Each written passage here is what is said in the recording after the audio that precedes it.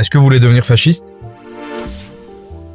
Aujourd'hui, je vous parle de Devenir fasciste de Fortier, un livre court, percutant et franchement dérangeant. C'est pas un manuel, c'est pas une provocation gratuite, c'est une autopsie. Fortier ne nous demande pas pourquoi les fascistes existent, il nous demande comment on le devient.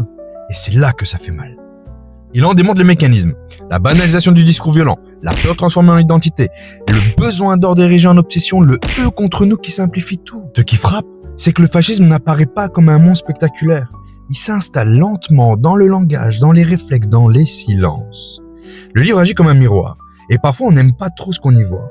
Fortier montre que le fascisme n'est pas qu'un moment historique figé dans les années 30.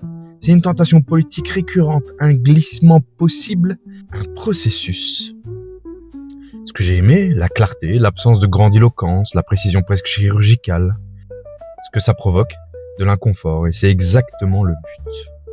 Alors si vous aimez les essais courts qui secouent, qui obligent à réfléchir à nos propres positions, à notre époque, à nos mots, lisez Devenir fasciste. Lisez-le. Et surtout, lisez lentement. Dites-moi en commentaire si vous pensez qu'un livre peut vraiment empêcher un glissement politique. La question est posée. Si vous voulez d'autres recommandations d'essais qui bousculent, abonnez-vous et continuons la discussion ici.